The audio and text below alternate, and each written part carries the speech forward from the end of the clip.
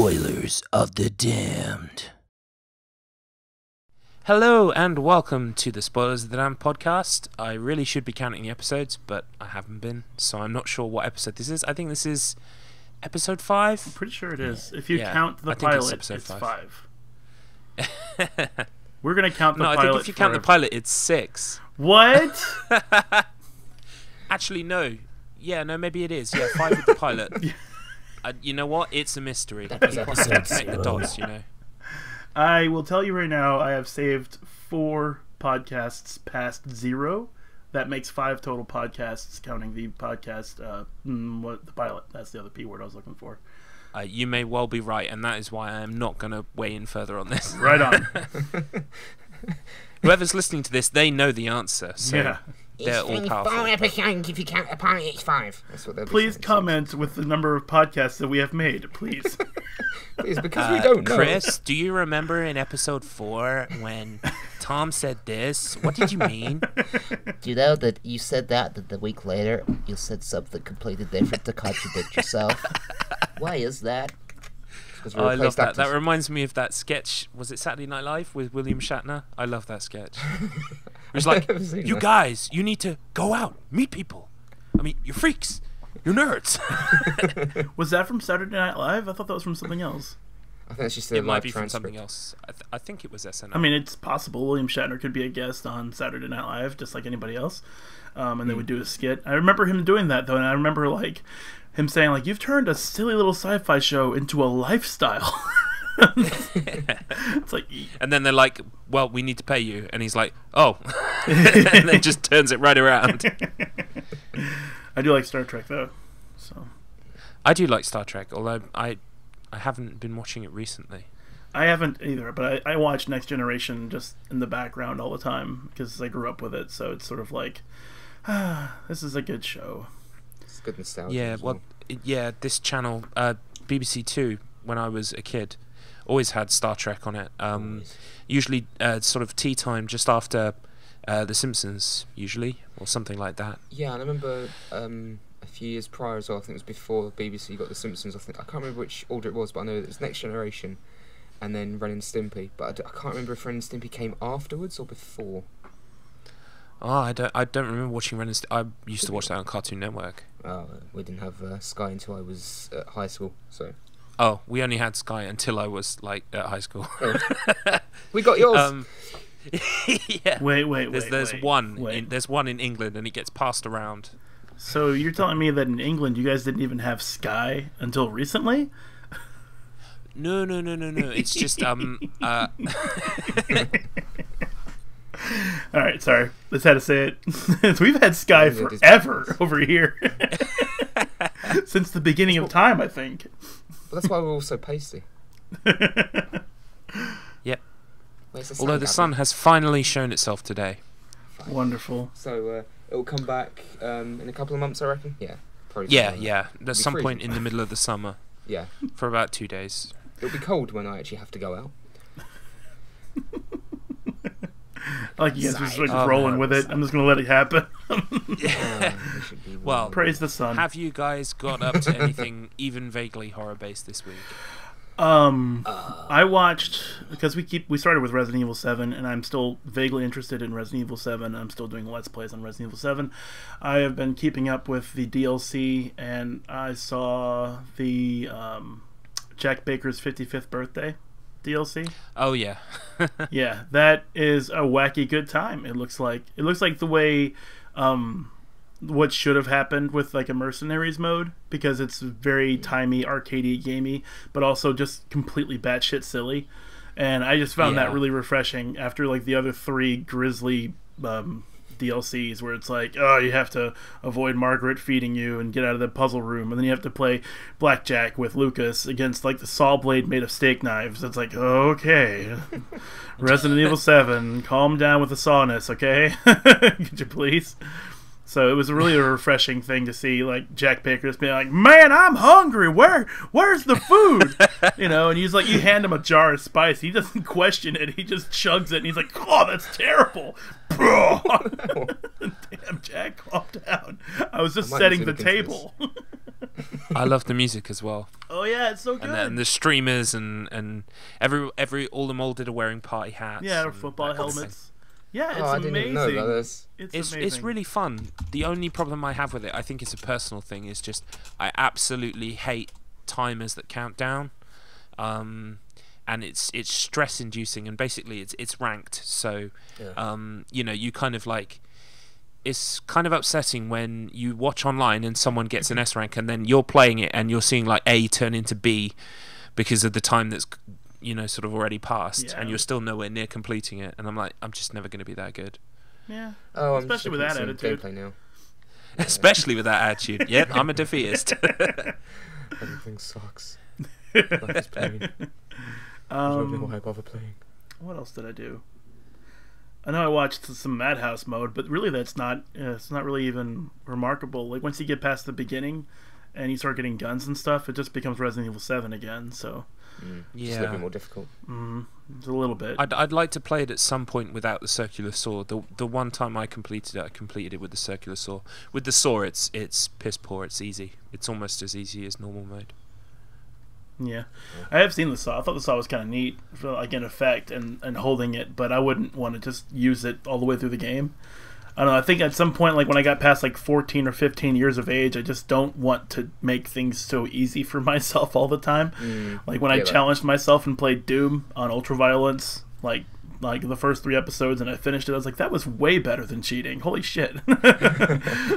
So I just never went back after that. That's fair. That's fair. No, I like. That's why I'm such a big advocate and fan of the Dark Souls and Bloodborne games, because they're just so balls to the wall difficult that when you finally succeed, it feels so good. You have to get good. Get good. Although the community is fucking toxic, which is why I go nowhere near it. I think probably the Dark Souls series is something I'm going to pick up in like 10 years when they release like a HD collection of those or whatever. I think that's when I'll play it, because I tried Bloodborne and I did play it for about, I don't know, 5 hours, and I still barely could only just get out of the opening kind of area. And I miss cutscenes, you know. I like cutscenes, they're cool. I like to know kind of even just a sort of a vague idea of what the story is going on. No, that is one thing that you just have to get past in the Dark Souls series and Bloodborne. It's just that it's the way the story's told is completely different to most games. Yeah, which is in some ways it's interesting. I mean, that guy, he's Fungo on YouTube. Fungo? I think he used to be called Dust Fungus. He was the guy on the Silent Hill forums way back in the day who was ripping like all of the sounds out of the games. He does some pretty good videos on Bloodborne lore, and I find those super interesting, and I just kind of sitting there like, oh man, I wish like it was just a bit more surface level. I mean, this sounds really weird because usually I'm the advocate for being deep and mysterious, and you have to look into the layers to find out what's happening, but I don't know. I feel like Bloodborne could have just, I don't know, just a little bit more of a nudge in some kind of direction for me personally. But no, I mean they're not for everyone. Like, story wise, they're really not for everyone, because you know the story's a bit, you know, it's not. I don't know if it's because, I mean, people say it's because they intentionally do it, but I don't know. Maybe they just don't know how to tell a story very well in going through cutscenes and whatnot. I mean, it's all there, and it's all really interesting when you really look into it. Yeah, no, I totally get a sense of that, especially from Fungo's videos, that there is a lot going on. Yeah. It's just, yeah. It's all very subtle. I feel like I'm the kind of person who, it's, the gameplay could be there, the graphics, everything, but if there's no kind of like motivator of sorts, I'm really kind of unsure as to why I'm playing. No, that makes sense. Yeah, I mean it's very similar to actually just going back to my accolade of beating Doom on Ultraviolence. The reason I did that at all was because I actually owned the Doom novels. Oh right, yeah, there's novels. Yeah, there's 4 novels, and they follow. I think he was Corporal at the time, but his name was Flynn Taggart. That was the name of the Doom Marine. And Oh, I thought it was. Yeah, everyone calls him Doom Guy. yeah, well, Doom Guy. in Doom, his name is Doom Guy. There is no Flynn Taggart at all. But in the case of the novels, his name is Flynn Taggart. And after I got through all 4 of those books, I was like, Doom is an interesting world and setting. I'm going to beat that game now, instead of playing it with cheat codes just to have a chainsaw to get through imps with. And that was my motivator. That's what brought me through the game. And that's also the reason why I haven't really gotten through Bloodborne, because I just keep getting slammed into a wall over and over and over again until I break the wall with my face. Like, I played co-op with a friend, and that's really frustrating because you can only co-op in areas, certain areas, and then you can proceed through the area from beginning to the boss. After you defeat the boss, then your co-op partner goes away, and you have to resummon them at a point after that point. So you still have to go solo for a little while, and once you get used to having a friend getting your back, it's like, oh shit. You know, and I'm just once they go, the anxiety comes back. Yeah, it's like, oh shit, I'm completely responsible for my own survival now. Do I have enough stuff? You know, it's all about the threaded cane. That's my favourite weapon in the whole game. Threaded cane, change it into a whip, kill everything. it's okay. It's so good. But that holy sword, though, the one that turns into a claymore when you put it, on your back, that's awesome. Because you can just really use cool. it like a long sword, which is much faster than a long sword should be. But then you can just make it into a big heavy sword and swipe the entire area. But I mean, like Tom was mentioning, it's like it's difficult all the time, and even just trying to gather blood echoes. Is that what it is? The health items? Yeah. Yes. Yeah. Yeah. Just trying to get those, like, by mining them or farming them in the beginning of the game. I'm at risk. It's not, even with all my gear, even with my skill set up, I'm still at risk. Oh, yeah. So I end up losing blood echoes before I gain blood echoes, and then sometimes I just kind of get more than I used, and so on and so forth, and it gets really frustrating. What I was doing was I was farming them because I knew that I had to learn to block and block effectively, and the problem is in that kind of game, I just want to attack. So Yeah. I was learning very quickly that I was getting killed. So I thought, okay, I just need to farm these echoes and power myself up, and that kind of worked. I mean, I got far enough to defeat. I think it was an optional boss on the bridge in the very first area. Yeah, I fought him and killed him, and I fought the dude in. Was it like a graveyard? Was it Father Gascoigne? Yeah, Yes, Father I beat Gascoigne. him. He's And fun. got onto the cathedral, and that's when I basically stopped because I had to give my brother his PS4 back as well. Oh, fair enough. But yeah, no, I think listening to you guys talk about the games makes me want to play the games again. So I think it will be a case of I'll just revisit them in a while, when I know I've got time to actually play them. Yeah. And I think if I invest that time, then I'll start to get the sense of the plot and the kind of the themes and the atmosphere and everything else. Well, I'm always looking for an excuse to play through it again, so... Yeah, I mean, I listened to the Jimquisition podcast, and Gav, the guy on there, Miracle of Sound on YouTube, he loves the Souls games, and he's always talking about them and how great they are. And that kind of really rubs off on me, and I think, I should play them. And then I think, but I think I'd need about 40 hours to be any good. To get good. Yeah, exactly. And then I'd be able to actually play it. 40 hours in the starting area just collecting, like, EXP. Yeah. Okay, I'm ready. Dead. Oh. See, like, that's the thing, though. It's like, I'm pretty good, right? I mean, I beat Demon Souls at least, and I played through enough Dark Souls to be able to speedrun the beginning areas pretty effectively, and I get what they're putting down. I'm picking up what they're putting down because it's mostly just trial and error, learning the motions, and once you start reacting correctly, then you can blow through serious, harsh problems. But with Bloodborne, I don't know if it's the graphics or what, and I seem to be the only person that has this issue. Like, for example, when you fight Father Gascoigne, he's always just bristling, moving his tattered cloak or something like that, or if he's in the werewolf form, he's like, just constantly moving his arms. And when he swipes at you, I can't tell the difference from him standing still, just doing his warbly thing, and swiping at me to know when to but dodge that attack. So I just get hit. Yeah. And that just follows through with, like, the werewolves, when I fought the werewolves, or when you fight I can't remember her name, but she is like this giant holy priest werewolf lady who heals herself if you don't kill her fast enough. Which is Amelia. Yeah, which is really annoying because by myself I could not out DPS her heals.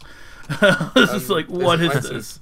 There's an item that you can throw at her. It's an item that if the whichever creature, even if it's you, anything that's in the area where it's like a gas cloud, you can't heal properly. You can't heal. Oh, okay. So it's really good against invaders as well. Well, just throw it at them. It's like, you can't heal, dead. Yeah. Well, when I beat her, I had my friend who had a flamethrower, and that really helped out. Yeah, that'll help. Just burned her down, literally. Oh man, enemies that heal are the worst. Yeah, I mean, they should not be allowed to heal. That's just for us. Yeah, it's just for us. Exactly. I mean, it's a gameplay mechanic that allows you to keep coming back. They don't need to keep coming back. We need to keep coming back. They're already overpowered as it is. But come on, guys. Yeah. But I was having that same issue when I fought her, is that she just constantly moved, and I couldn't tell what movement was an attack, what movement was not an attack. And I think that, now that I'm thinking about it, it's probably because in most video games there's some sort of like a flash, an eye gleam, or something. Like if you play Metal Gear Rising, you'll see like a red flash somewhere, and then you know to start parrying. If you play Bayonetta, you'll hear like a sound. They'll say like something in their holy language, and then they'll swing, and you see it coming, so you can block it or dodge it. And Bloodborne, it just doesn't exist. It's just all of a sudden, shit! Oh god, there's my clothes. Get good. Oh, no. Get good, scrub. Yeah, remember all this stuff. I remember, I think vaguely, that the only reason I got past Father Gascoigne was because there was this kind of gravestone you can kind of stand behind and you get stuck on it and you can kind of swing at him. Yeah, you can do that overhead swing. That's I don't get good, I just get glitched. Exactly. Oh man, Bloodborne though, like I watched, I can't remember his name now, a YouTube user who examined the plot details and all that kind of stuff of Bloodborne to like the nth degree, and it's really interesting because like all of the clothes you get have flavor text, and the flavor text tells you about the universe, and you sort of piece it all together from that. Yeah. I think I know who you might mean. I know, I can't remember his name either. I bet if I YouTube Dark Souls or Bloodborne information, it'll just pop up. He's pretty popular for that. Yeah, it's what I'm thinking of. He does. Yeah, he does them. He covers both of them, doesn't he? Yeah, he's a Souls game Bloodborne guy. His name is... The other thing I remember about Bloodborne was that I came across this woman in a plague mask, and I accidentally attacked her, and she completely decimated me. Yep. Yeah. And then I was really sad because apparently you're supposed to not do that. And then every time I went back to her on that save file, she would just attack. Yep. So the only way I was going to be friends with her was to start a new file. And at that point, yeah, I'm my 5th or 6th hour in, leveled up, going, oh. Yeah, I did the same thing before that. I did the same thing. Eileen of the Crow? I can't remember her full name. The guy's name that I was talking about, his name is Vati Vidya. Yes, that's the one. Yeah, VAATIVIDYA, and he's completely worth a subscribe, even if you just want like noise in the background, because he has a great voice. He does scripted information. He doesn't just like go off the cuff or anything like that, and it's all really good information if you like Bloodborne or the Souls games. So I do recommend that follow. Yeah, he's really good. Yeah, I will check him out because I think immersing myself in that stuff will kind of bring me back to the series. So, or maybe get me into it in the first place. So, yeah. Well, just to briefly go over horror stuff that I've been doing this week. Yes. I listen to a lot of podcasts. And I listened to one podcast called The Conspiracy Guys, or Those Conspiracy Guys. I recommend it. It's quite funny. They kind of cover all sorts of things, and usually one podcast episode lasts about 6 hours, and it is literally them there for 6 hours. Jesus Christ. Yeah, you can kind of imagine by the end it's like a dark, smoky room, and there's several clipboards with red string and pins. Yeah. But I say recently, it was the end of last year. I'm kind of catching up on their stuff because I flip from podcast to podcast, and so I kind of save some up on someone before I go back. And they did one on Ed and Lorraine Warren. Do you guys know Ed and Lorraine Warren? Nope. No. Oh, they're sort of like the most famous paranormal investigators, at least in America. And James Wan, the guy who did well, basically was kind of like the spiritual father of the whole Saw series, and Insidious. He's now doing those movies like The Conjuring and The Conjuring 2, which feature Ed and Lorraine Warren. So, and I've not seen. Yes. Yeah, I've not seen any of those films. So, well, apart from Insidious 1. So this week I went back and picked up Chapter 2 and quite enjoyed it actually. Oh really? Yeah, it I don't know if it was as good as the first one, but it was definitely good. It wasn't bad. You kind of expect, especially a direct sequel that features the same characters, to kind of rehash a lot of stuff, and no, it did some cool new things as well. That was good. Yeah. I do need to get around to watching Insidious and The Conjuring. I steered clear of them when they first came out for quite a while, because from what people told, like just the way people described it to me. Yeah. How people reacted to it online and the trailers, it just looked like one of those types of horror films that I just can't stand. The ones that just full to the brim of obnoxious jump scares constantly. Oh right, okay, yeah. There are a few, but one thing I will ask you: have you seen like the original Poltergeist? Yes, I have. Do you like those, like those movies? I've only seen the first one. I saw it about 10-15 years ago, but I did like it when I saw it. I don't know if it still holds up now. But I will say that Insidious is basically, it's kind of like a modern day Poltergeist. It's really good. I enjoyed it. Without spoiling too much, I think the main thing it's got going for it is kind of like it's not a spoiler to say it's dealing with some kind of haunting or possession, right? Yeah. But it has this thing about kind of planes of existence and like kind of astral projection and being able to go to different planes of existence is really, really good. And the way they handle that is really, it's shot well. It's really kind of visually interesting. And again, it's kind of weird that it ties into the conversation we were having about Dark Souls and Bloodborne, but there's a lot of stuff when the main character travels there, for instance. I'm not going to spoil anything, but he does travel there, and there's lots of stuff in the background that isn't necessarily explained for you. It's more kind of like window dressing that actually builds up this other world that isn't explicitly told to you. So I'm being a real hypocrite here. Yeah. I'm being a real hypocrite because I'm saying I couldn't get into Dark Souls because of that, but I could get into this because of that. And I do recommend Insidious, definitely. Well, it's on Netflix, so I've got no reason why I shouldn't watch it. Yeah, it's good. And I mean I like the director's style. I mean, he does do jump scares occasionally. There is one memorable one I can think of in Insidious that shit me up. It's when something's sitting behind.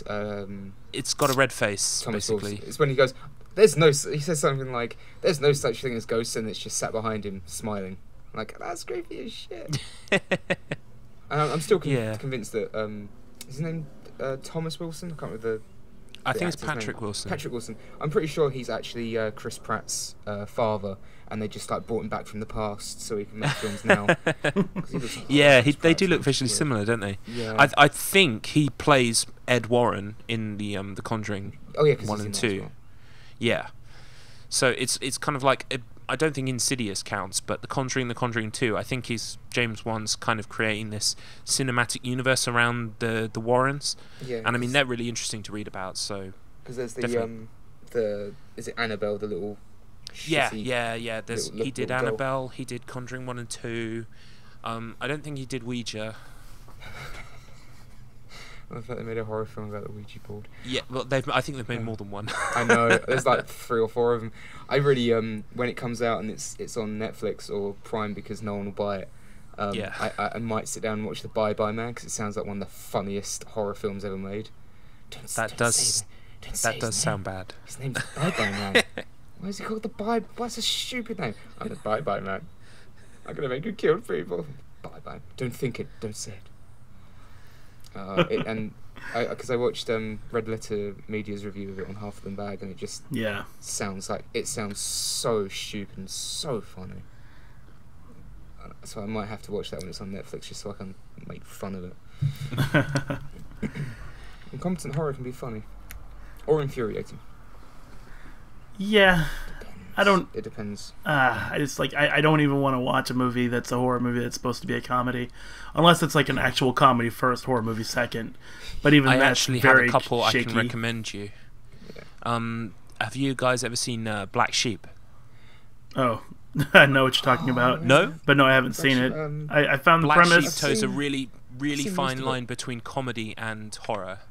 Have I seen it? I know so much of it, so I don't know if I've actually watched it or if I just know, for some reason, just know Like you most of pick the stuff film. up, yeah. Oh yeah, I know that the premise is just brilliant, and I know there's certain things, lycanthropian things in it which are just brilliant.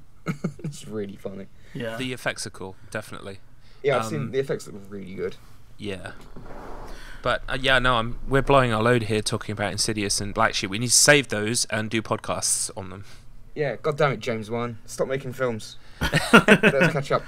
Stop your livelihood. You're only supposed to make one. Yeah, quit it. Oh, Damn it, dear. one. You're done. Oh. Sit down. Yeah, I went there. Oh dear. There's only one. Oh, I get it. Oh, I'm gonna go and I think I'm just gonna go and jump in the road.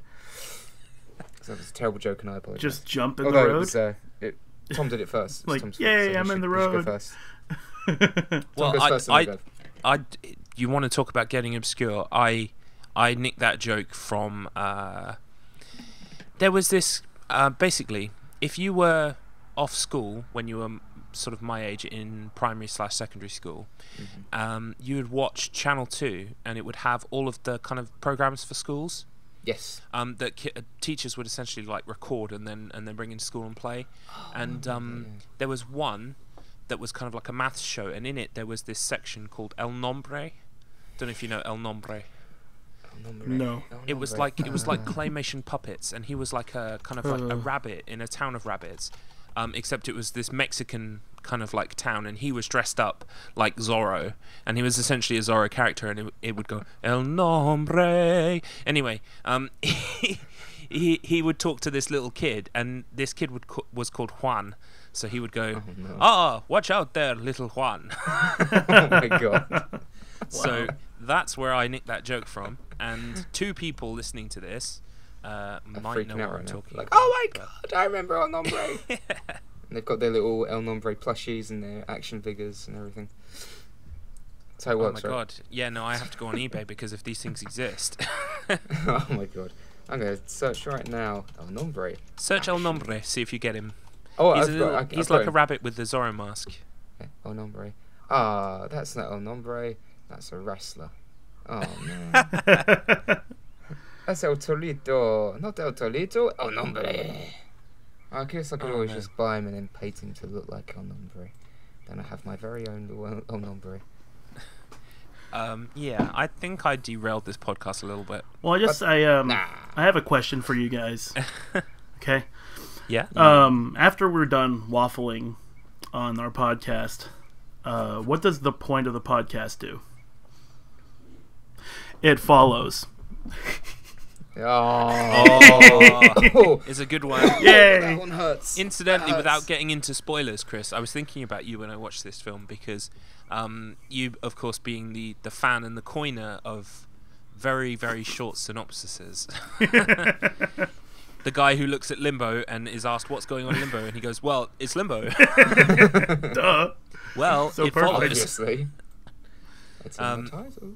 Yeah, so I thought the title of the film was very, very good in terms of summing up what happened. Right, and like it followed. After watching the movie, because like I said, I didn't really want to watch this movie at all because I was like, oh god, it's don't have sex teens horror movie. You know, yeah. Once you pass it on, it follows you, and it's like, really, we're gonna put me through like an hour and a half of this nonsense.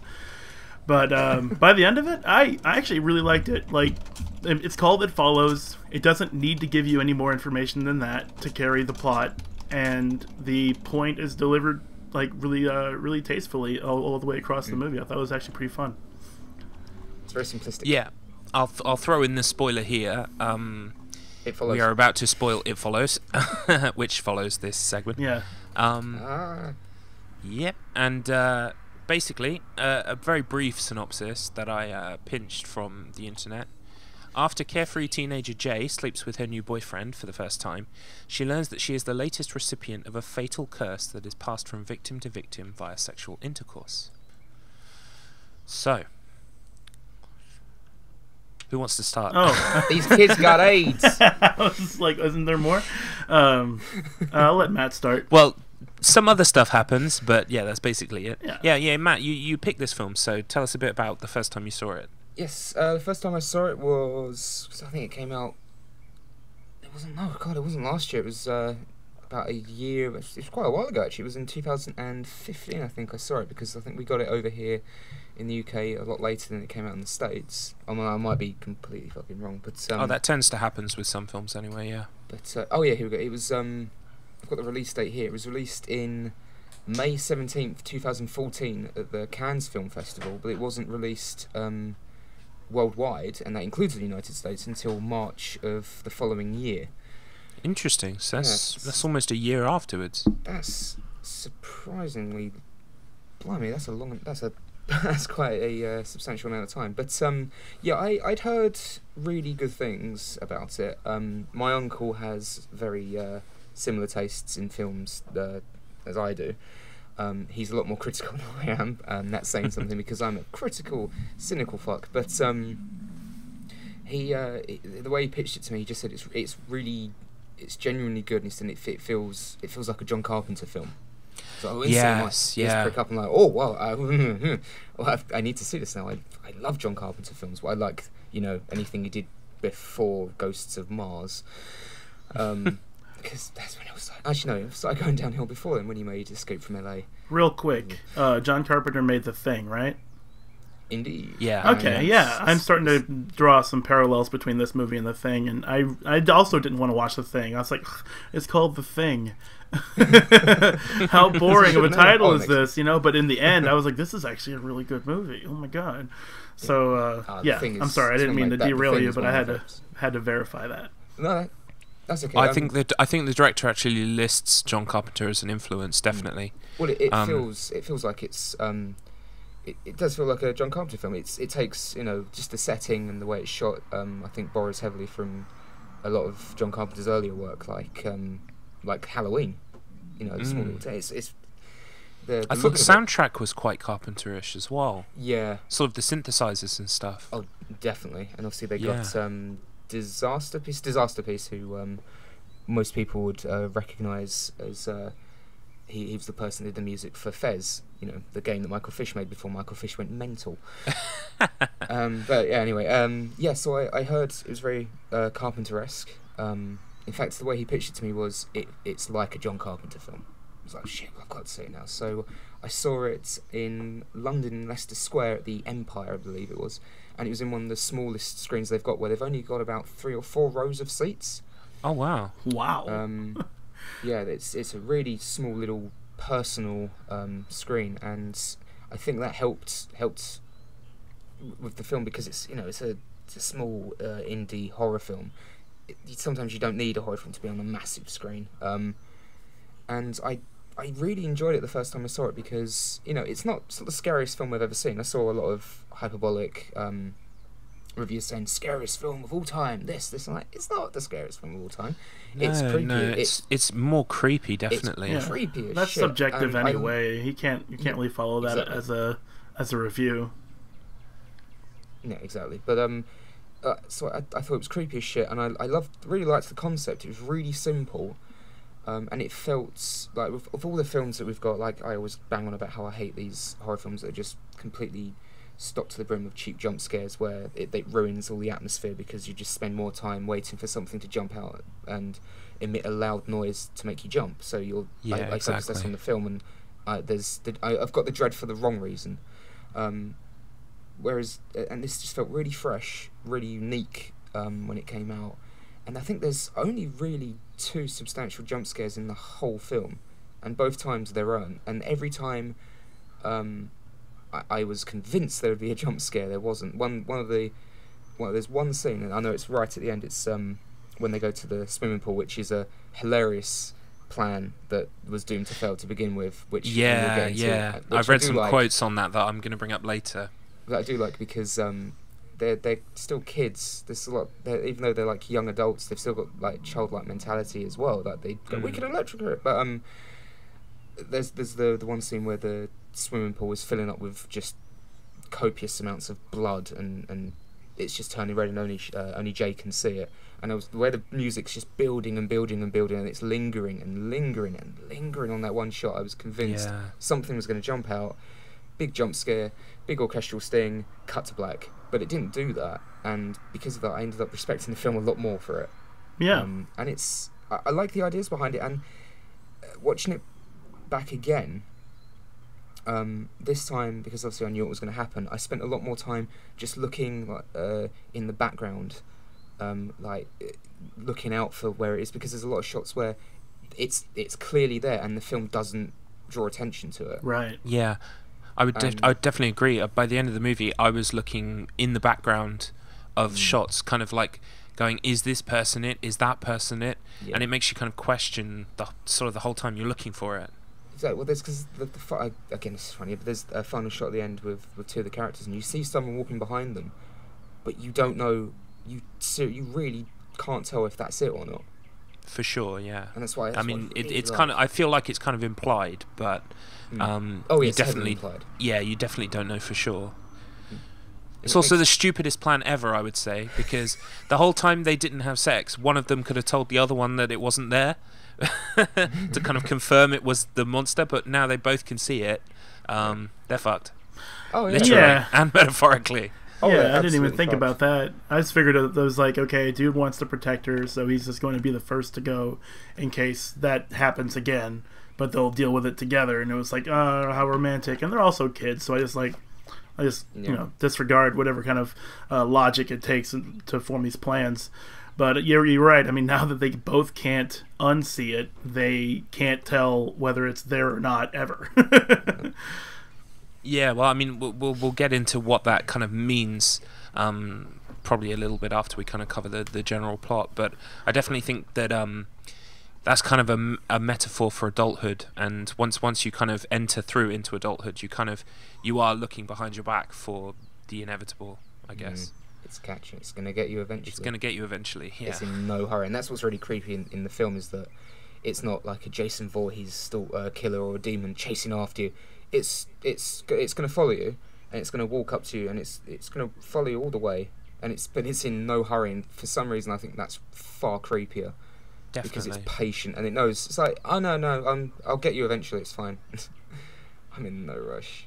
Are you also? I think watching it again, I almost feel like it might get some kind of enjoyment out of it. Because there's that one shot, which is one of my favourite shots, when they're leaving the house to go to the swimming pool. And she looks up and sees, and I think it's her grandfather. Did you see the photo earlier? Yeah, because you see the photo. I recognised a couple of people who were following her from photos and stuff. And I'm certain that because it's the first time you see, like, that's a naked old man. That's weird. But when I watched it back again, I'm certain it was smiling, and it was just because it's all it's doing is standing on the roof. It's not even trying to get to it. It's just standing there. And I'm certain it was just like grinning at her, because it's like, it's fine. Go as far as you want. I'm gonna get you. There's nothing you can do about it. That's scary. That's really scary. But so I'm kind of running the way with this. So I'm gonna just I'm gonna sit back and let you guys see what you thought about it. Tom? Okay. Well, yeah, I did really enjoy it. At first, I must confess, and I mean this is going back in terms of the internet as a thing for things, but did you guys ever see a video a long time ago? It was like a funny video, the long, slow, inevitable death with the incredibly useless. Yes. Yeah. Okay. So when I first read the premise for this film, I can't remember what the actual name of that short video is, but basically essentially the joke was that this thing follows you everywhere, hitting you with a spoon until you eventually die. Again and again and again and again and again and again. Yeah. And the initial premise of this film definitely reminded me of that. So at first, I kind of you ruined it for me. Well, no. See, the thing I'm going to say is actually it won me over, because although that was in the back of my mind, I can't deny it. I was creeped out, and especially with it was incredibly atmospheric. You were saying about John Carpenter, and I definitely think that kind of shows. It's super atmospheric. And the soundtrack as well just comes together to make that happen, and it kind of just, you get this sense of kind of anxiety and dread about this thing. You tap into the main character's feeling about this is always coming, and it gets exhausting for her. And yeah, no, I definitely felt that, and I enjoyed it a lot. Yeah, well, it's you're saying like you're always on the lookout for it. And I watched it back again. You know when they're lining up, she's lining up with the guy that ends up giving this to her. Yeah. When they're waiting to get their movie tickets, I was watching him this time, and it's really good little subtle acting, but the whole time he's obviously clearly struggling to look at her the whole time. He's always looking around. He looks very that's very interesting. uneasy. He's always looking around, which you know I picked up on. Might I suggest that's a huge red flag when you're on a date? I don't know why she doesn't like leave immediately when he's like, you know, the woman in the yellow dress over there. She's like, there's no one there. Yeah. Can we go?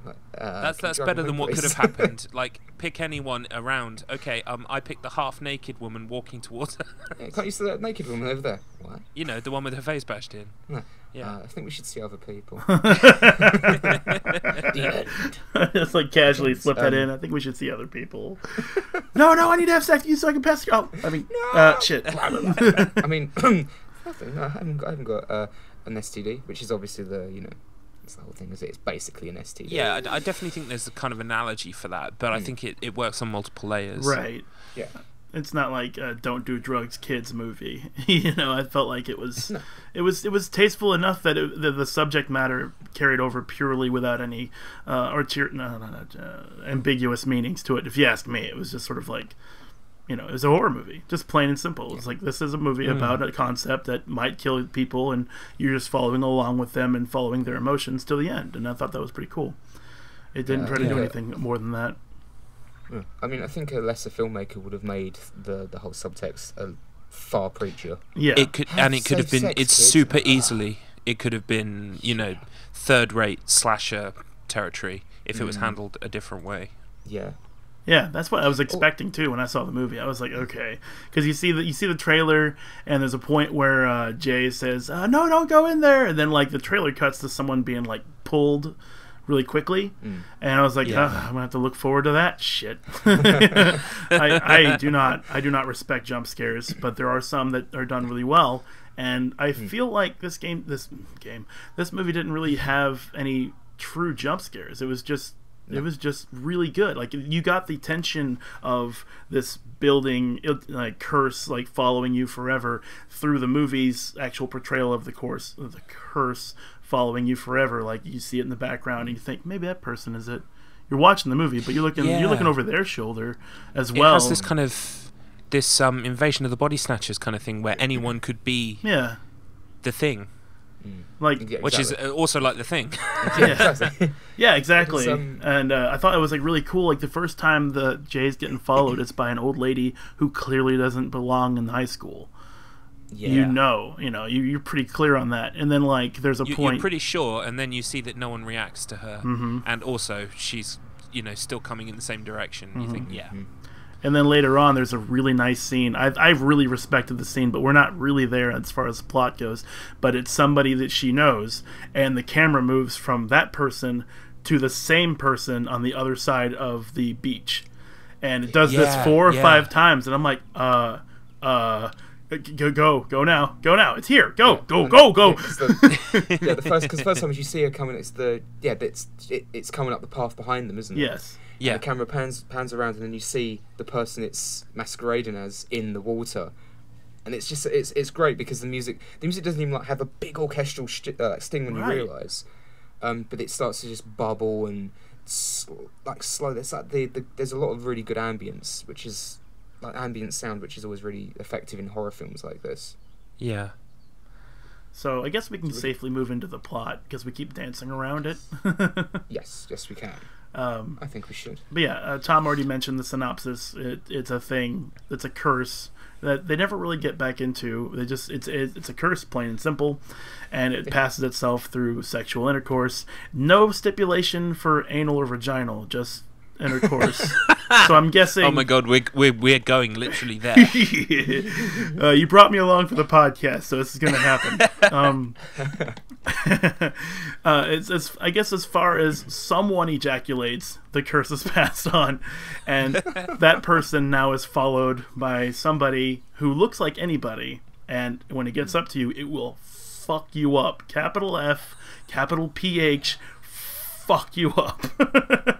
Which I thought was really cool, actually. It's like, you know, like the first scene, you see a woman running out of her home, and she's really confused, and she goes to the street, and she's like walking around, and everyone's like, "Are you okay?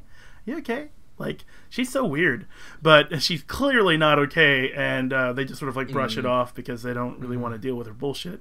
But then she goes back home, and then she runs back out again, tells her dad that she loves her, gets in the car, drives away to a beach by herself, which is dumb. But I mean, it's a curse. It's unfamiliar to her. She has no idea what's going on, and I'm certain that's the problem there.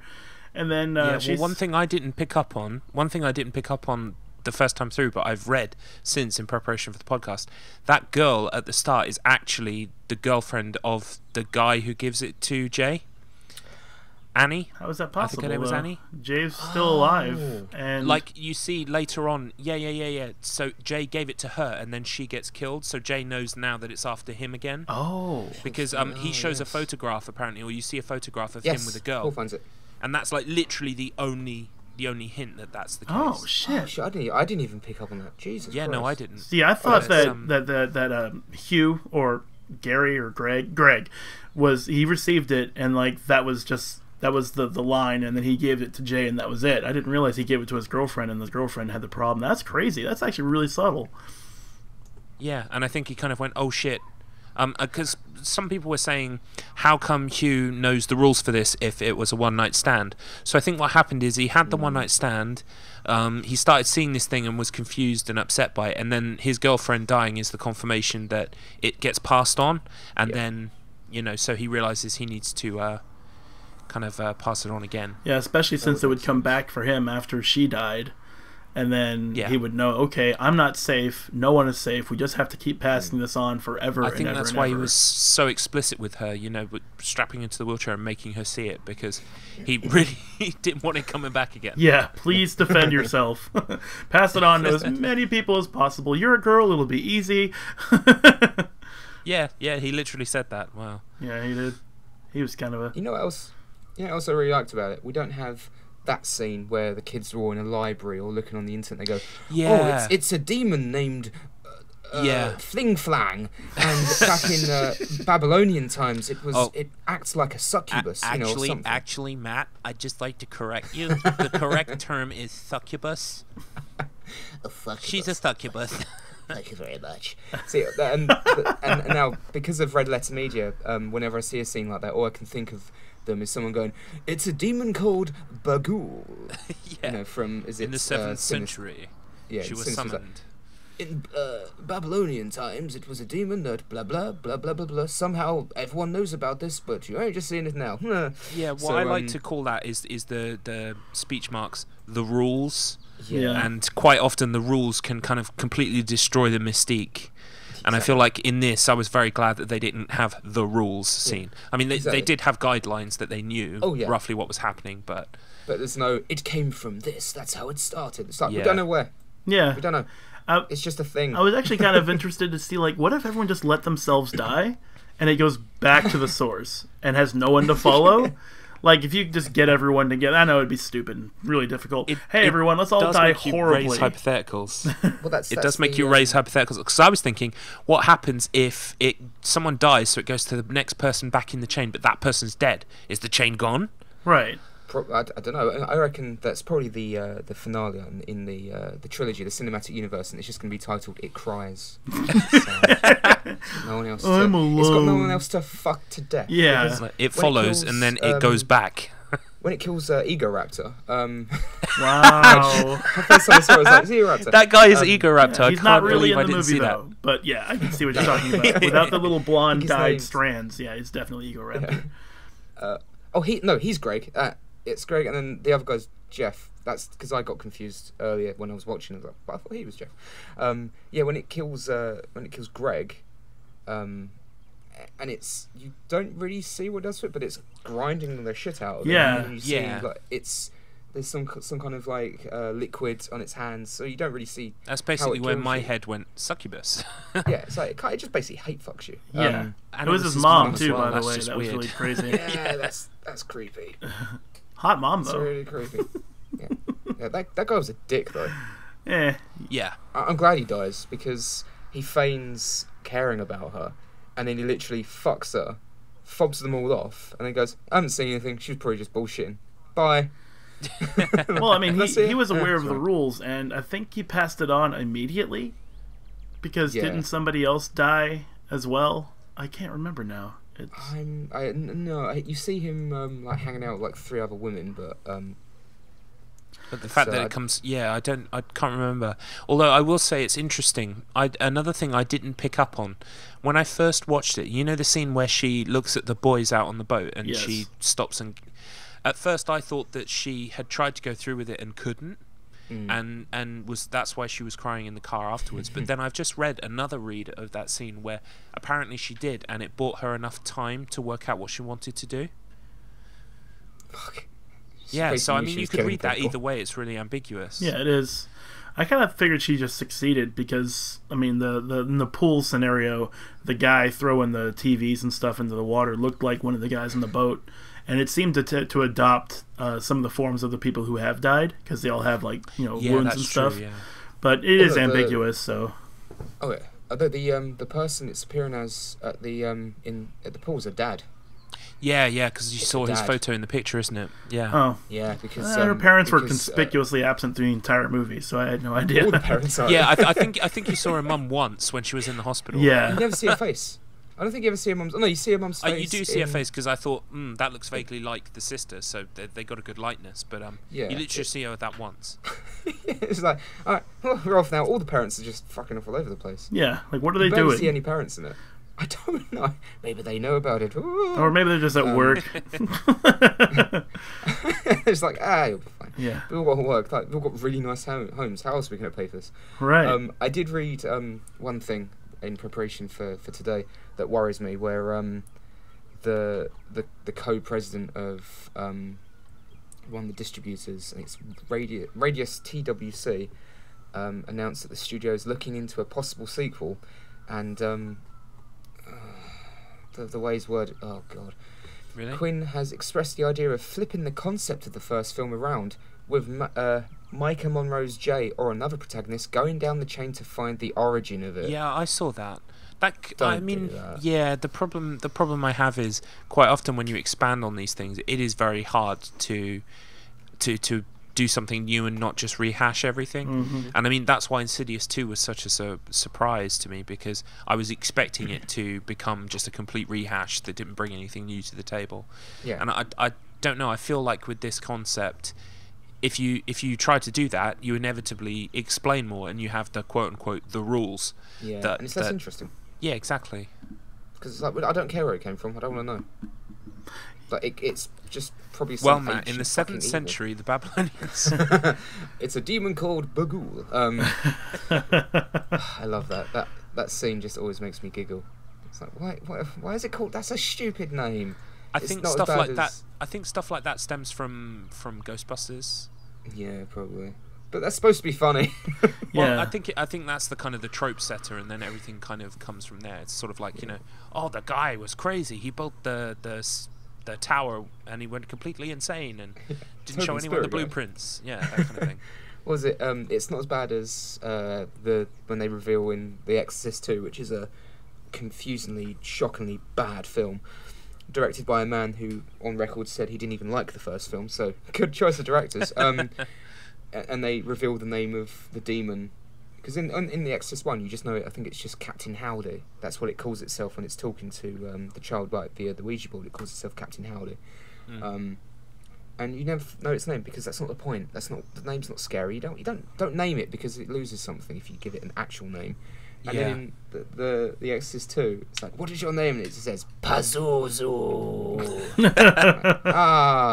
like a called bad version of- Pazuzu? Now I have something to Google. All right, we'll find out all about you. Like the all the characters supposed to be like, sorry, what? You're called a...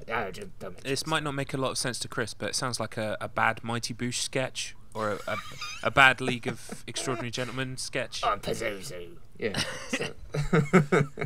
I'm all Greg. Basically, Chris, like surrealist comedy from the UK, they basically just put on some face paint and go, I am a character, I'm a wacky character. Oh, yeah. So, like... I'm going to steal your wife. Was it like Tim and Eric Fox. kind of stuff? Yeah. Oh... I No, hate this it. No, this shit's good. Is it the Crack Fox? In season well, five? I mean, That's in Mighty creepy as Boosh, shit. I like Mighty Boosh, but literally, that is the shtick. And I mean, they have that guy like the Eels guy. I remember the Eels guy. Chris, basically, like this guy they kind of changed the setting each season, but in this season they were kind of running a shop or something. And this guy comes in and he's like playing this song going, eels up inside ya. And it's really and I think he's got like a donut over his eye or something. He's wearing a top hat. It's like a oh, there's mints. Oh, this is terrible. Yeah, is it it must be a mint, isn't it? Is it like polos or something? Yeah, polos, yeah. It's like a giant polo over his eye. Eels up inside ya. Find an entrance where they can. Eels up inside ya. Oh, Oh, God. so Yeah. weird. I love it. And there's always a musical number, and it's just so funny. And old Greg, who for some reason, old Greg is infamous. yeah, he sounds like Rick James. He talks like Rick James for some reason, but he's got like seaweed for hair, and he's got a mangina, and it's really strange. Like, I'm old Greg. But yeah, I'm fucking. Yeah, we got on a bit of a tangent there. Yeah. Oh, my brain. Okay. Yeah, back to the film. Fuck. Well, but where yes, were we with the plot then? Because we've established that it moves we through got to intercourse. the pool scene, and I got a quote here from the director about the pool scene, which basically sums up everything I was thinking about it, because I love how it plays with the kind of the trope of the third act showdown, where they're leading the monster into a trap that they've devised based on what they think the rules are. Yeah. And he says, reading verbatim, he says, "It's the stupidest plan ever. It's a kid movie plan. It's something that Scooby-Doo and the gang might think of." And that was the sort of point. What would you do if you were confronted by a monster and found yourself trapped within a nightmare? Ultimately, you have to resort to some way of fighting if that's accessible to you in the physical world, and that's not really going to cut it. We kind of avoid any kind of traditional setup for that sequence, because in more traditional horror films there might be a clue that would lead them to figure out a way to destroy the monster. I intentionally avoided placing those.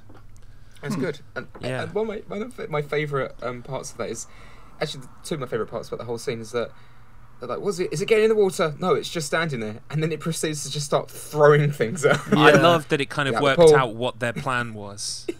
And then when it throws the first thing on, thing into the water, sorry, and their first reaction is, "Oh, it didn't work."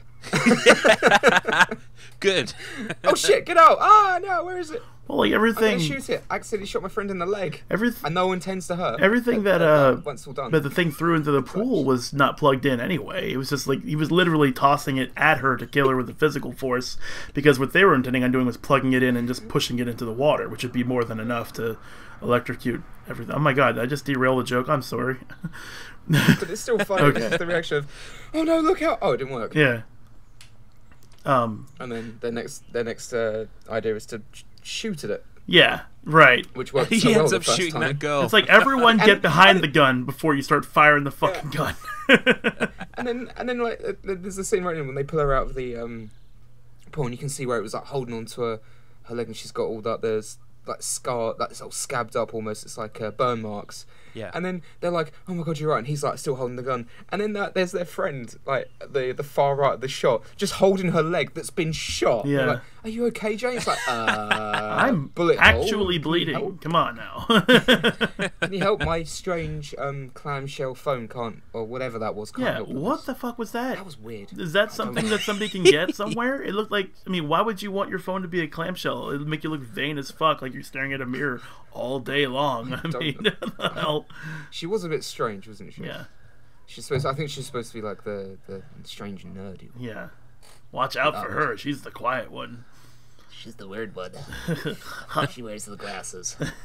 She's a nerd like me. But yeah, that whole scene in the swimming pool is great because the director's right. It's a stupid kid plan, and they're still they're adolescents, so they would they're young adults, but young adults still come up with fucking stupid ideas. Yeah. Well, yeah, and I think Right. it kind of tallied with what we were thinking when we watched it, because I watched it with my wife, and she was in the middle of the pool, and my wife said something like, "Shouldn't she be on the other side of the pool?" And I said, "Oh no, she's got to be in the middle of the pool, because then if it comes from whatever direction, it will always head towards her." And then I just found it so funny. It comes in and it just does not do that. Yeah. It's like, would you You think I'm you've for- worked out what? the rules, and it plays with it. Yeah. So she goes, "It's just standing there looking at me." Yeah, it's probably looking at you thinking, "Dumb bitch." And it was set up really I well. got all the time in the world. It was set up really well with Hugh. He's like, look, it's walking, it's slow, but it's smart. You know, it will do things to get you, but it won't. Yeah. I mean, it's just going to take its time. And I was thinking, you know, like with the pool situation, what about getting a houseboat? Does it swim? It only walks. That's true. That is very true. Well, at first I thought that's why she was looking at the boat with the boys on it. I mean, Maybe the she penny thought that dropped they'd a be- couple seconds later, but I thought at first she was just thinking, well, maybe I could like just swim away from it. Or maybe she just thought, oh, maybe they'll be safe enough on there. I don't know. I think she just wanted to pass it on. You know what though? Thinking about it, I mean, it was smart enough to pick up a rock and throw it through a window. It's slow enough that I mean, it walks and it does do more things than just step one in front of the other. It knows how to knock on doors. It'd probably figure out how to swim too, and it doesn't seem to die from oxygen or like Exposure or anything. exposure. Yeah, though it did take a bullet, which I thought was kind of cool. Once it took a bullet, I was like, "Oh shit, we've got something here. We can do this." And I got like really interested in the movie. I was like, "How are they going to shoot it to death?" You know? It just gets back up again. Shit. Yeah. Well, I mean, Oh dear. that's a start. Yeah. But I like that scene a lot, mostly because it finally gave us like a reaction. It gave us something that we could work with. It didn't make it like a Jason Voorhees movie where it's like a supernatural, unstoppable thing. I mean, it still was, but you could affect it. You know, you could do Still something, incapacitate it. and it would ignore everyone but the person it's supposed to get, which is also cool. And they could have played with that a bit more than just using the pull. But at the same time, like, would it survive being crushed? Oh, I don't. That's the thing. Yeah. I did really like one thing. How when it's that again, it's the pool scene, and they go, "Oh, where is it? Where is it?" And then she goes, "Don't get too close." And it just keeps like holding its hand out, like it's trying to slap them away. Like, fuck off. yeah, I Off, saw I'm that. busy. He's like, "Fuck your bullets, man. I don't want to deal with your bullets right now." It's like, and it just like shoots his hand. It's like, no, fuck off. It's just it acts like everyone else around it is just an inconvenience and just in the way. It's like, get out of the way. Yeah. Because it knew that stopped no that- one was a threat. When it was about to kill Ego Raptor, it looked at her for a second, didn't it? And then carried on with what it was doing. Yeah. Yeah. Which I thought was pretty cool. I don't know if too. that's Sure. like you next. kind of Yeah, thing. it was almost just like, don't worry, you'll be seeing me again shortly. Yeah. Just got some business to do with the old ultraviolence and all that. And I'm going to head fuck him. At least it didn't snap his leg in half. Yeah. That Jesus was a really Christ. awesome Yeah. practical effect. It's like she's just laying there and that leg is broke as fuck. It's like, oh my god. Damn, it really, really didn't like her very much. Yeah. I thought that was really great. I mean, I to be honest, I saw that and I was like, not right now. I just turned it off for a bit, went back to playing FF14 for a while, and I was like, no, I have to watch the movie, click it back on. No, and it was worth It was, because I thought, like, after seeing that scene, I thought it was just going to be like, okay, you're going to have this invisible person, like, brutally destroying people, and it's going to be gory and bloody and just eccentric, or not eccentric, but, like, just way too over the top. And it wasn't. Like, the point when they're at the beach, which I guess we can talk about that scene, of course, because we're doing all this through the spoilers, where Yara is both coming towards them and also swimming in the water saying, you should come in, and you can tell it's Yara in the background walking up there, and then she walks up to Jay and starts lifting her hair really slowly, which was a foolish notion, but I guess it's got all the time in the world, but it should have just like broke her neck right then and there. Anyway, Yeah. I thought that was really I was cool. wondering what was going to happen as well, because I was expecting the kind of horror trope of at the last second she gets out of the chair to go to the pool, to go to the where the sea's coming in or something. and she would, you know, just miss. But I was like, nope, she's getting closer. Nope, she's getting closer. Yeah. You're like, What's please gonna get happen? up. Please no. And Yeah, she's like please get almost up. like kind of drowsy and like falling asleep at one point. Like, please get up. Please, Jesus Christ, get up. It's right behind you. Yeah. But yeah, it was really good. I like that scene a lot. It was really well done. It was subtle, but it was like you're watching the movie and you're paying attention. You're being strung along by all the clues being left behind. It's like, you know what? I think that's yep. Oh god. I just haven't seen anything like that in a horror movie in a long time. It's almost always like, oh, what's in here? Jump scare. Oh shit, run away. You know, this was the exact opposite of jump scare. They should have called this movie not a jump scare. Because there wasn't any, but it's still a great horror movie. Like, in the end, I actually really enjoyed it, and I thought it was a really classy, well done, well directed movie. Yeah, definitely. Really, How did you guys feel about the ending? Do you think they finally conquered it, or not? No. God, Jesus Christ. No, but I think it would be cool No. if the both of them stood under like a crusher and then waited for the thing to show up, and then just all accepted their fate. I mean, they wouldn't feel a thing, but it would be crushed. Hopefully, that'd be permanent. But also, it would have killed the person who it needed to kill, or attacked the person it needed to kill immediately, and the person before that person would also be crushed. So, like, you'd really just put a wrench in the works, I think, if they pulled that off. But that's my only complaint with the movie, is that this thing is walking. It would have taken days to catch up to a car. Yeah. Unless it can teleport, but that's not in the rules, but then the rules are ambiguous. Like, whenever they drive around anywhere to like a beach house or whatever, I mean, can you imagine like walking to work? For me, that would take like 18 hours just to go like a 30-mile drive. I mean, I just don't see how it would just walk there within the span of a day or two. But then also kind of jump cuts, and maybe it's supposed to be assumed that time has passed, and it's a better movie because they did that, if that's what they were doing. Oh, totally. Again, which just leads us back to where the fuck are their parents? Yeah. Oh, my mom won't care. Yeah, she's like, she'll be fine. Like, well, you know, she'll realise when you're dead. So there's that. Yeah. He was hate fucked in the house. What happened to my boy? He was hate fucked to death. She's like talking to the cops. You know what a hate fucking is? That's what happened to my son. The people across the street told me. Yeah. Oh, you don't know? Well, let me show you with my hands how to. And it's vigorous. It's just really vigorous. Anyway. It's like, you want to kill them, but you're enjoying it. There's one other thing that I picked up on a little bit this time through as well. And I don't know if it is actually intentional. It might be because of the age of the characters. I don't know if the whole thing is like a loss of innocence as well. Yeah, I definitely feel that that's something you can read into it, definitely. Yeah, because there's a lot of shots like towards the end where it starts off where she's not really got any cares in the world. She's like getting in the swimming pool. She's like hanging out and joking with her sister and her friends. Sorry.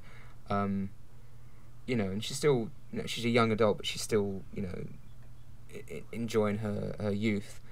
And because there's the line from Hugh, before you find out his name's Jeff, where he's saying, "Oh, the person I'd want to switch places with is that kid because he's got his whole life ahead of him, and he's just look how happy he is. He's got not a care in the world." And then gradually throughout the film, and then there's one shot, it's right near the end, and it just shows the swimming pool is just not being used. It's kind of broken. There's no water in it anymore, and it shows like that plate of food that's always by her bed. There's mold on the sandwich. Yeah, I saw that too. Yeah, so it's almost like, yeah, I know I just can't get it into words, but yeah, it's like the loss of youth and like making the transition into adulthood. Except, you know, this transition involves an STD that's literally going to kill you. It's because it's trying to kill you. Yeah. It's not just a virus, it's trying actively to kill you. But I feel like that's a BYOT kind of thing, like a bring your own theory to the movie kind of thing. Yeah. Like none of that is really like brought into the movie itself, but you can definitely like take that, you know, from it if you want it. So that's cool. I don't mean to downplay it, but it's just like it's a movie. Remember Limbo? The kids in a fucking limbo. That's all it is. Don't worry about all that other stuff. It's not important.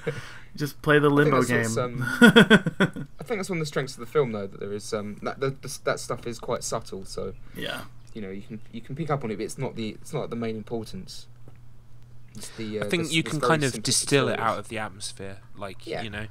it's all there, but it's so freeform and nebulous that you can't quite sort of put your finger on exactly what it is. It's kind of permeates everything. Mm. No. Use some big words. Yeah. I learned me some big words. Woohoo! Nebulous. I'll use the big words. Oh, jeez. Making fun Anyway, of my country. We have been. Yeah, I hasten to add, I really like America and Americans. It's just that's my go-to. Blame the Simpsons. Yeah, exactly. Blame the yeah. Simpsons. Yeah, yeah. They're like a worldwide Cletus. phenomenon thing, so yeah. It's their fault. They make fun of the Brits all the time. Yeah. What was it Remember them the- or was it Family Guy that had the big book of British smiles? That's Simpsons. It's when the dentist scene with Ralph. Yeah. It's like, why must you turn my dentistry into a chamber of lies? It gets out the big book of British smiles, and it ends on the picture of Prince Charles. Yeah. Put it away. Put it away. So yeah, they make fun of everyone. So. Yeah, and I think it's healthy. It's fine.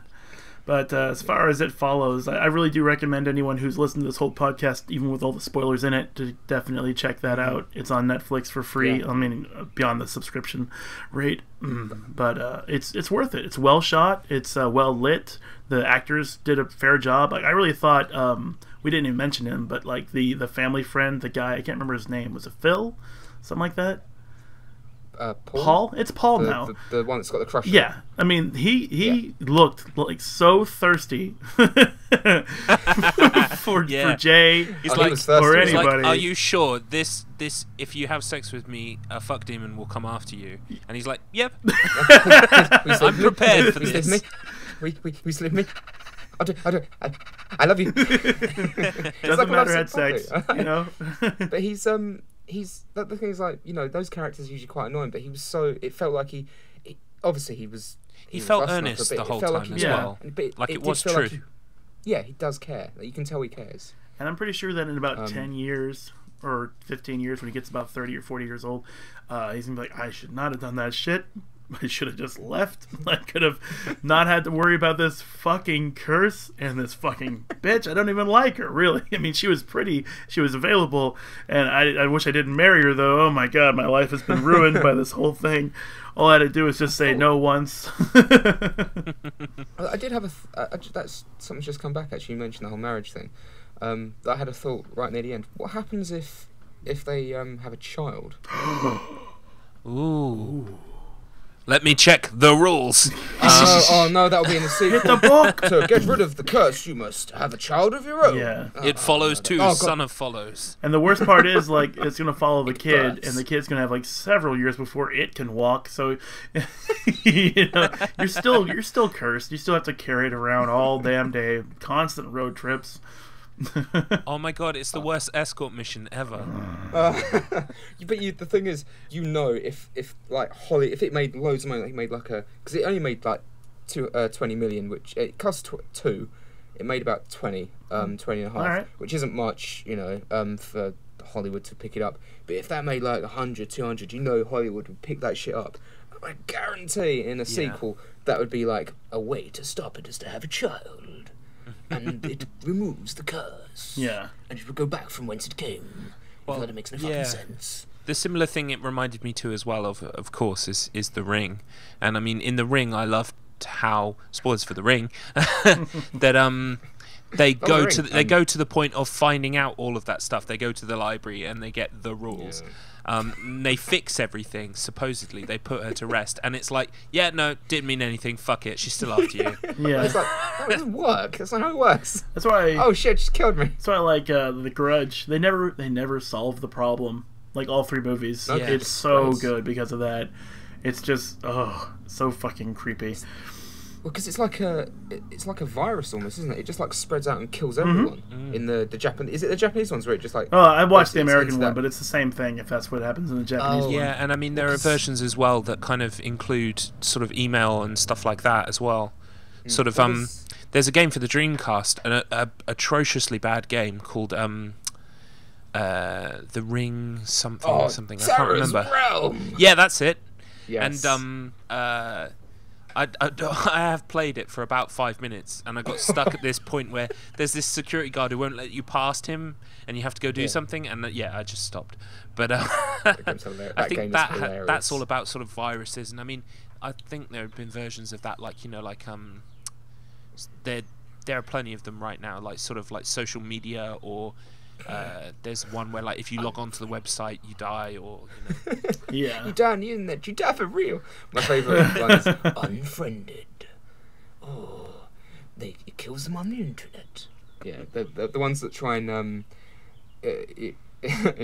use social media. It's not scary. You can't make Facebook scary. Right. yeah. I'm being stalked by a ghost. How's a ghost now to use it? What if you delete your Facebook account? Does it still find you? I mean, that's why. What was it? I can't remember what was that. Because obviously they made Rings, which just the synopsis for Rings just sounds fucking hilarious. Like, it's like Ring, but it's on the internet. Someone had a great point. Like, what if someone watches tape and doesn't have a phone? Yeah. Just be like, I can't tell him. I can't tell him. Well, do I just surprise him? Do I send him a letter? Do I send him a letter? 7 days. It's just written in like in scratch. She just gets like a charcoal pencil and just does it all scratchy. Yeah, illegible. You can't read it. Creepy. Ooh, yes. There you go. Like, what the fuck is this? She like throws it in the bin. She gets all upset. All right. So speaking of It Follows, though, I have a question. Like, what if Paul has sex with Jay again? Does he pass it back and forth like hot potato between the two of them? Yeah, that's an interesting thought, isn't it? Mm-hmm. Is it one way communicable, or can you does it happen every time? Like, babe, I need to get some sleep. We got to do this so I can go to bed. You can go to a hotel across country, and then just, when you come back, you can pass it to me. I'll go the other direction. We can... Hey, if that did work, that would be a way to put up with. Yeah. Like, if I was that ghost, I'd get so frustrated. Like, no! And again, I think that's another reason why it's not in a rush, because it knows it's just... terrorizing you so much that some people should go, fine, just do it, which is kind of what the character does right at the beginning. Yeah. So just do it.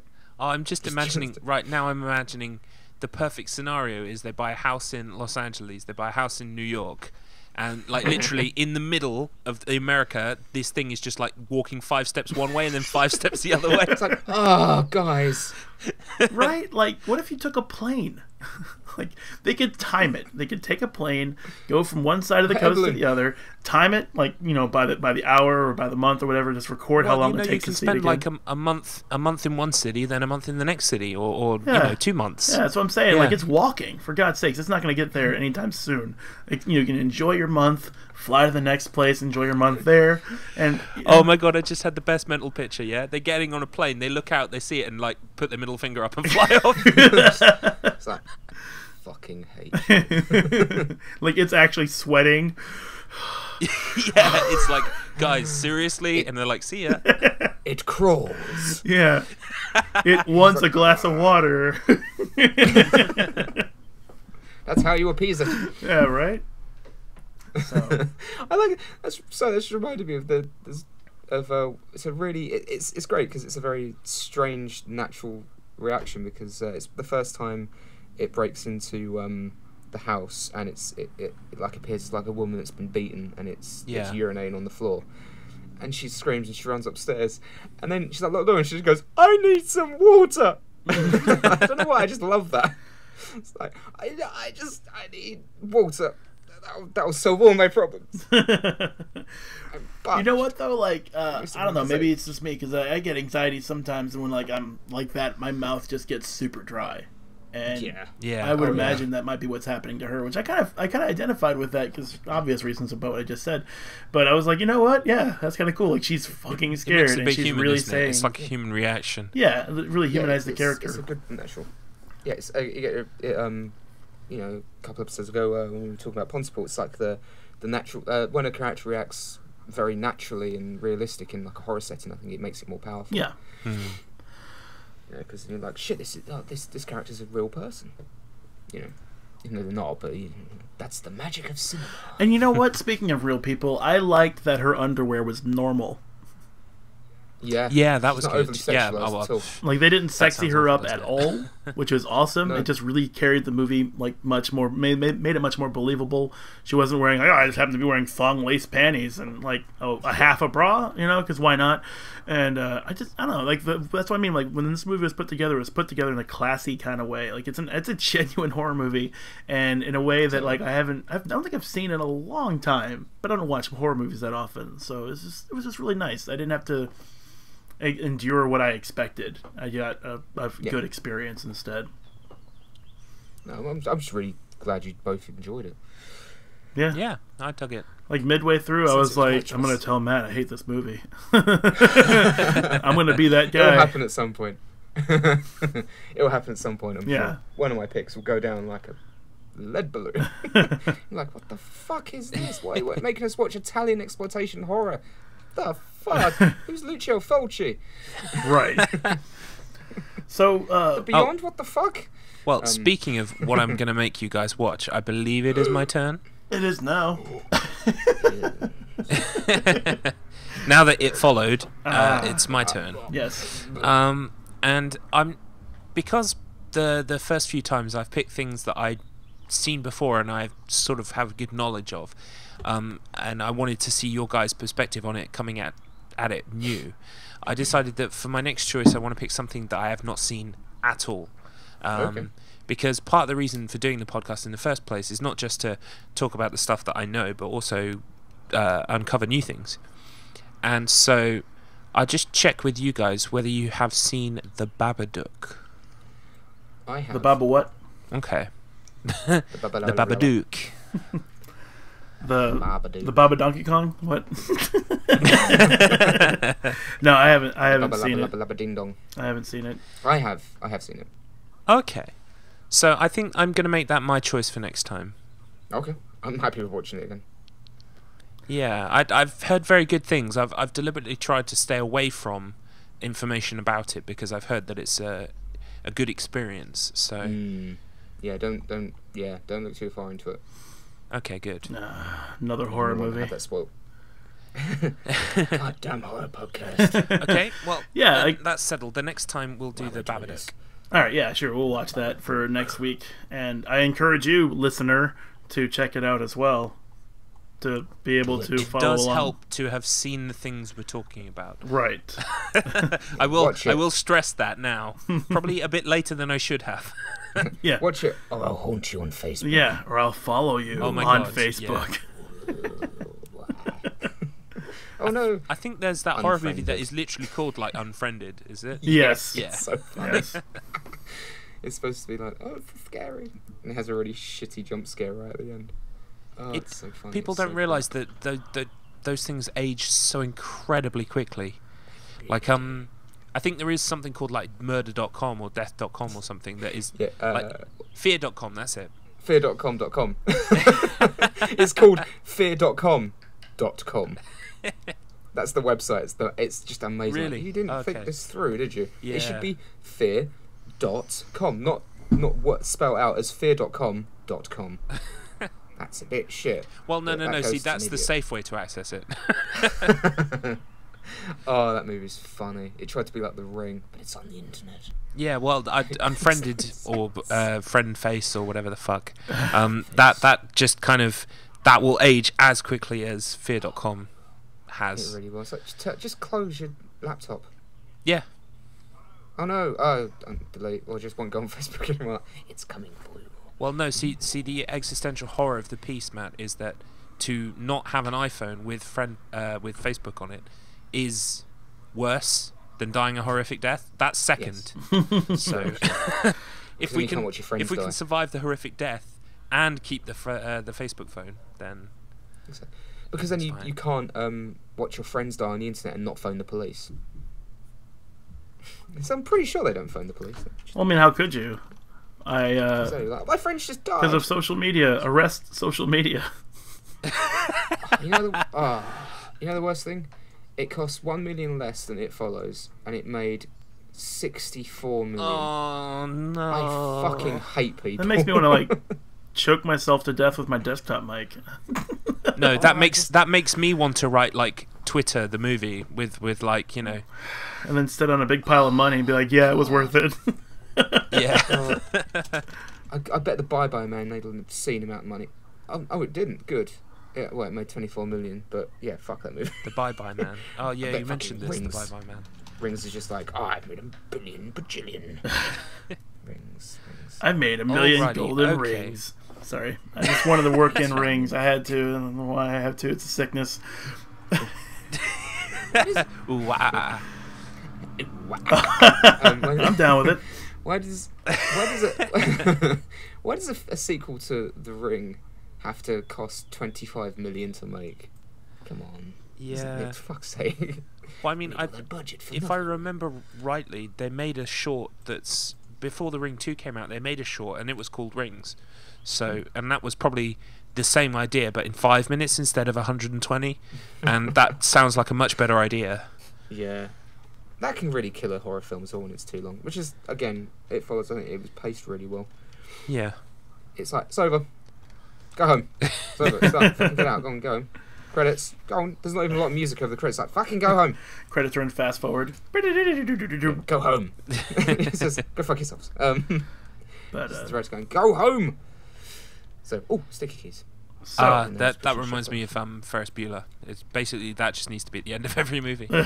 What? Fuck yourself. You're still here? yeah, Go home. Juan, what are you doing? that was a pretty good impression, actually. I heard him through your My Matthew face. Broderick impression. Yes, that one. That's not a lot the of other fish. one. That's a lot of fish. Oh my Okay. god. I remember when he had a career. Whew, that was a long time ago. Man, I'm old. Well, Matthew Broderick in my head, I have asterisk Ferris Bueller, then I have asterisk Godzilla, that's a lot of fish, and then I have asterisk didn't he kill someone? Like literally manslaughter. Yeah, I think it was like a car crash or something. Oh, okay. I was like, And what he was was a the voice of knife? Simba. I mean, what? Was he the voice of Simba? He's the voice of Simba, yeah. Adult Simba or baby Simba? Oh, adult Simba. I could have already Oh done my Baby God. Simba as well. I'm Matthew Broderick. Dude, you can't say stuff like that. That's like seeing Matrix code. Like, how is that? I was He's an Simba. Inspector Gadget. That was a good career choice. So the Lion King, adult Simba. Voice only, he Wow. wasn't didn't do the singing. Did the voice in the sequel as well. Well, Nice. good for him. He can, Certainly less money. And the second sequel. And then kind of made a lot of shit. He's in B-movie. Did he come Now back I'm for looking- did he come back for And Kingdom now Hearts? I'm looking up. And now I'm looking up fucking Matthew Broderick. Ah, what am I doing? Stop I'm it. gonna Stop go home it. now. You're in a rabbit hole. Get out. Get out. Oh, do you know what? I should. God. Do you know what? I should have made my choice this week, but I'm gonna save it for the next time. I should have made you guys watch 13 Ghosts. Oh, that was a good Because- one. I Oh, like that one. Fuck Yeah, I you. love 13 Ghosts. It's so cheesy, stupid, but Which one? 13 So- Ghosts. Not 14, not 12, 13. Yeah, which one? I'm pretty sure. But which one? because- There's two. Well, then Is the there two first 13 one. Ghosts? There's a 1960s one. Oh, right. Okay, Oh. yeah, no, I Castle. mean the remake then. That was. I believe that was when it was like 3D. Because that the one you that's remind me talking about like looking through IMDb and stuff. Oh, I really God. really like Matthew Lillard. Oh god, it's the one with Matthew Lillard, isn't it? Yeah, Ah! I really like Matthew Lillard just as a person, and I saw that he was he's in the new Twin Peaks. He's in episode 1 of the new season of Twin No! Peaks. Yes, I can't wait. And Why, so David? I was looking through his IMDb, and I saw like he's literally voiced 1,000 Shaggy things after being in the Oh, yeah. Scooby Doo movie, which is fair enough. He did a pretty good 'Cause he's- Shaggy. Oh, he's really good at that. But yeah, no, 13 Ghosts. At some point, I will. If you haven't seen it already, I'll force you to. Wait, Yeah. hold on. Matthew Lillard's 47 years old, so he was in his 30s when he was Shaggy.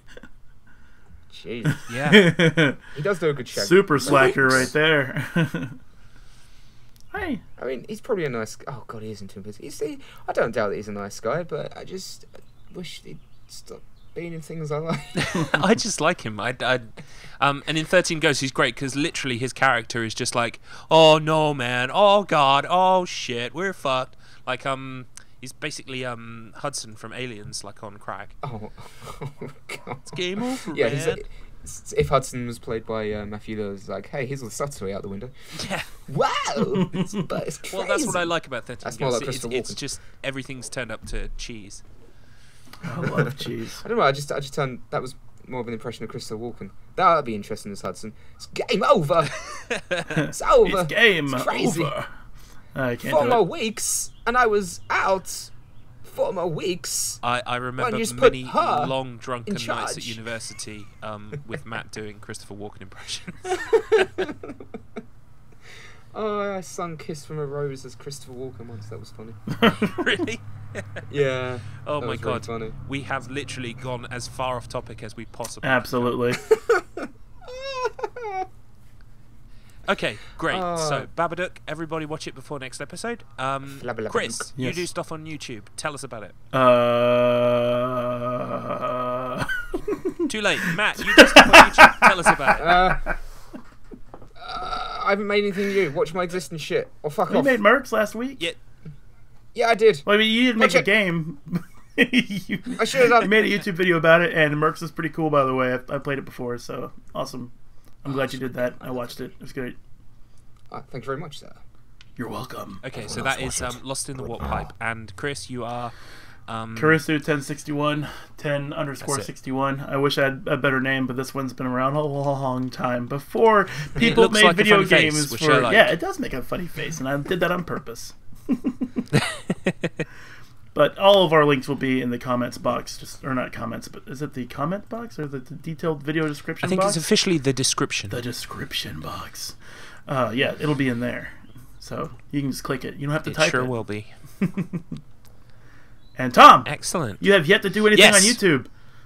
Yeah, my dead YouTube channel that doesn't have anything on it yet is Dark Gazing. You can go there, subscribe, and wait for stuff to come out probably in about 15 years. 15 years. You heard it here, But folks. it will be really good. So, Just be careful, because in 15 years' time, you know that person will come back and say, actually, you never did update it. In fact, you updated it in 10 years. So, would you like to take that back, sir? I think you should take this video down. It's non-factual. Upload it in 5 more That'll years. happen. There's probably one guy out there that is listening to this who has a voice like that, and he's just like, I can't help this. We should invite them as a guest. And I can just talk exactly the same and it confuse everyone. Yeah, he's not faking it, folks. Stop doing that. That's and what. then he will ask himself stop doing that. questions about the time he was on the podcast and enter an eternal loop. You're like, Matt, stop doing that. I'm not even doing that anymore. It's just, I think he's just doing it himself now. Mute. All right. We lost the connection with him. Yeah, wish him a speedy recovery. That works. Oh God, I'm going crazy. All right, Okay. cool. Well, let's call it. Babadook. Let's call a stop to it there. Next time. Yeah. Babadook. We'll see you all next time for the Babadook. Bye for now. Goodbye. Have a good one. Nice.